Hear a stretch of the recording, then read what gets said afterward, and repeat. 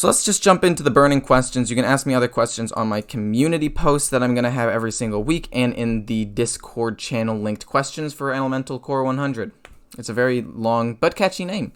But anyway, I'm going to start with the one that is what this video is about, what the title clickbaited you to look into, and it is where did you get all of your cards and how can I build lots of decks without paying?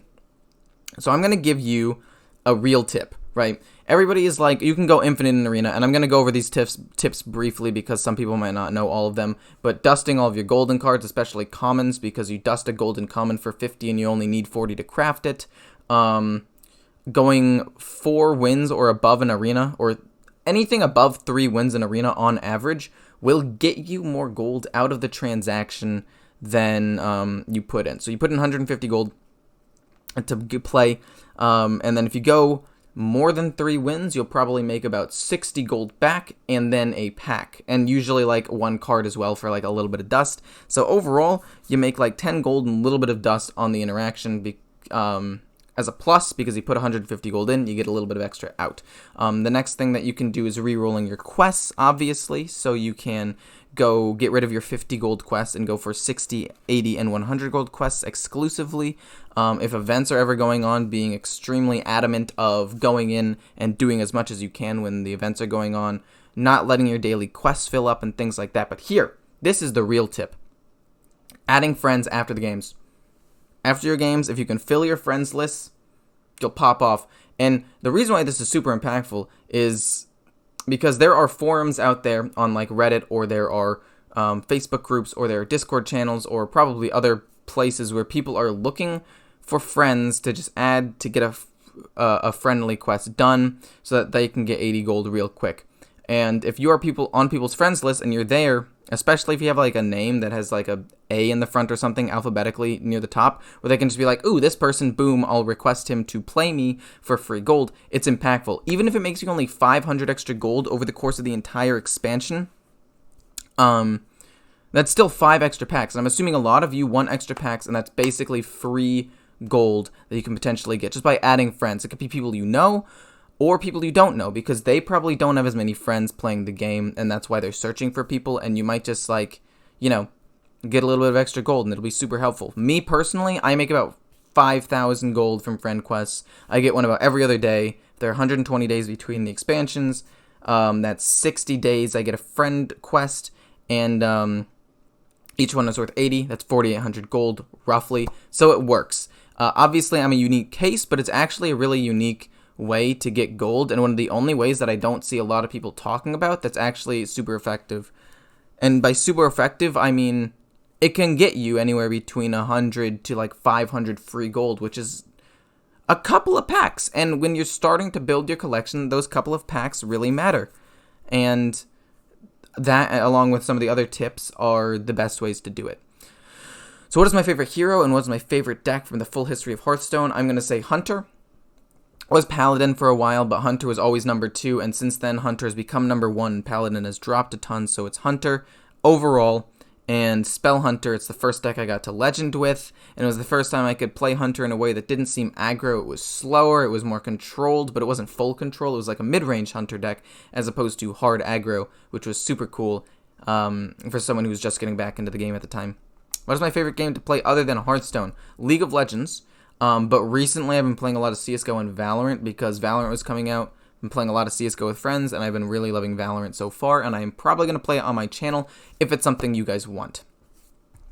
This question, I'm actually going to answer in another video in like a day or two, basically with everything that you could possibly want in order to grow a community on stream, push YouTube content, and just all of that in general.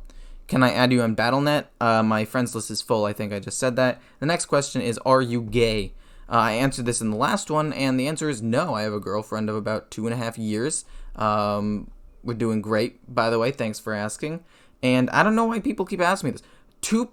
Two or three people asked me this last time, and 2 different people asked me this time. Like, it's also on my Discord here. Literally, everyone asking if I'm gay. Like, This guy sees it. Am I gay?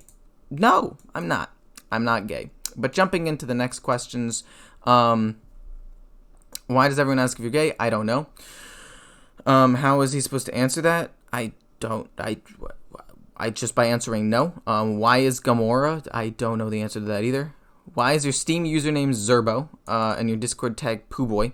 Is there an unfortunate event when you were young? Well, Zerbo, Destroyer of Worlds, for some reason, my friend and I were goofing off, and he became Werbo, and I became Zerbo, and together we were the Destroyers of Worlds, and his name is still Werbo, and my name is Zerbo, and we thought it was funny, and I kept the Destroyer of Worlds part because it's super unique. Nobody will ever take that.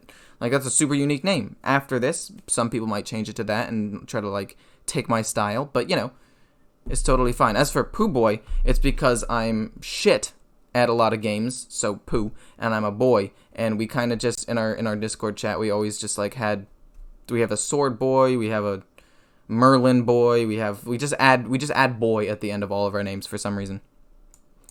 How does it feel that people going into Masters tours are watching your videos to hope to get a one-match win? Fun fact, if any of you want to know, this guy, Diamond, he's actually going to a Master Tour. He qualified, and he was asking me for advice. And I'm like, I've never been to one. I've never actually participated in a tournament. But I think it's really cool. It validates me as, like, a kind of good player. To know that other good players are watching me to learn something. And I think that just goes to show that anybody can keep learning. And you have to look at people around your skill level. Obviously, if you're at like a rank 25, if you watch a super high level top 200 legend player who's not really explaining what they're doing, this is why I try to explain every single move to make sure you guys learn. But you're not going to learn that much because you're not going to understand why people are making the plays that they do.